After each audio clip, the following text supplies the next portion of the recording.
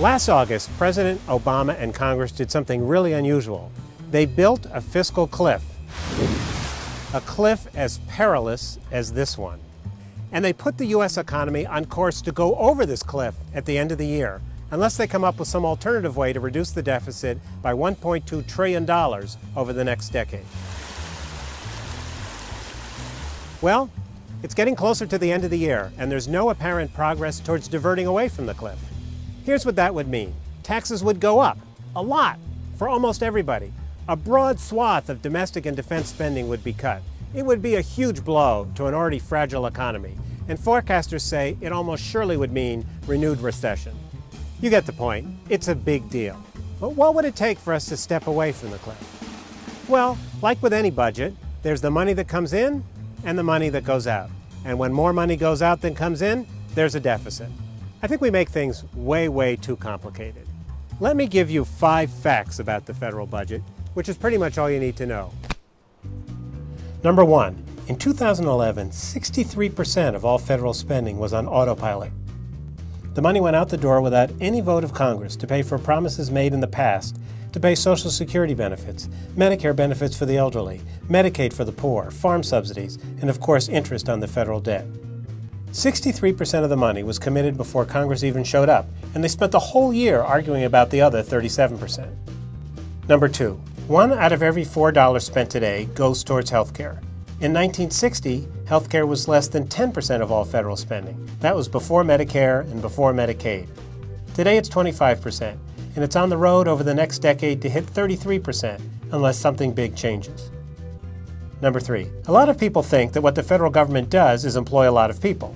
Of course they're right. More than 4 million people work for the federal government.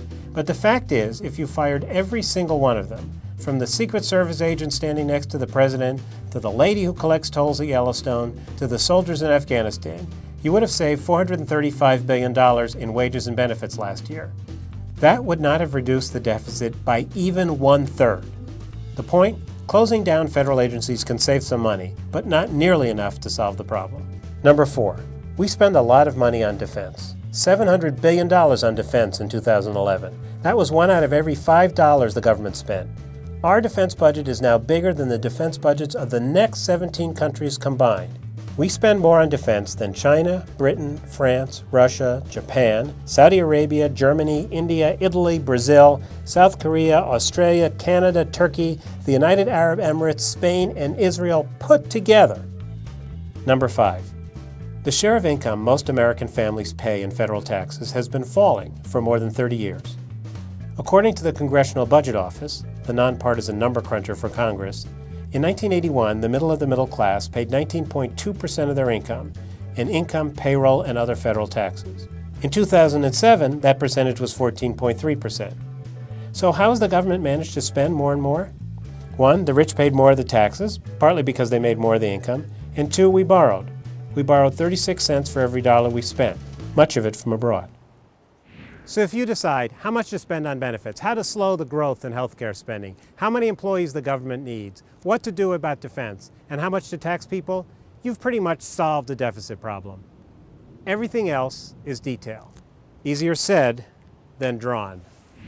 So how will this all play out? I've been covering Washington for more than 25 years, and I don't think anybody knows for sure. They could cut a deal that diverts from the fiscal cliff. It might be a real deal with the spending cuts and tax increases that'll significantly dent the deficit, or it could be a phony one that just allows them to call the whole thing off. I think they must do something.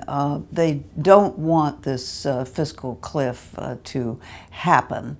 And the most sensible thing to do is a combination of kicking the can down the road and putting in place a framework for solving the larger problem. What we need to do is credibly commit to fix entitlements. And by credibly, I mean credibly. It's got to be something that's in the law and almost impossible to change. And we need to put the U.S. on a sustainable path with really, really big changes to entitlements. You start with where we are. If you're going to run and have entitlement programs, the incentives should be structured not to waste money, and it shouldn't be set up as a system designed to fail. I think there's a greater recognition on the part of even conservatives that the math simply doesn't work. to solve this budget problem without more revenue. I think even the liberals have accepted the idea that they're not going to solve this problem with tax increases. And so the conservatives have to meet the liberals somewhere off of the goal line, so to speak. But there's another possible outcome, and that brings us right back here. We could go over the cliff. Taxes would lurch upwards, spending would be cut blindly. It's not as unlikely as it may seem. If you have big tax hikes and a big cut in government spending when you're close to recession, I think the cumulative negative impact of all of that all at once would probably be to lop maybe 2 to 4% off of GDP growth next year, and so therefore it would definitely put us in recession. But if we tumble over the cliff, it doesn't mean that we can't claw our way back up. They still have a chance to come back and do it in January, and we don't have an immediate catastrophe. I mean, taxes spread out over the year, and spending cuts wouldn't all be in January, but it would be a demonstration to the world that the United States was not handling its fiscal affairs, and there was no hand on the tiller. So how does this all end? What will it take for Washington to move from yammering about the deficit to actually doing something about the deficit? Well, it could take a crisis, perhaps a stock market crash, perhaps an artificial crisis like the fiscal cliff. Or it could take an outbreak of leadership. And I honestly don't know which one is the least likely. I'm David Wessel for the Wall Street Journal.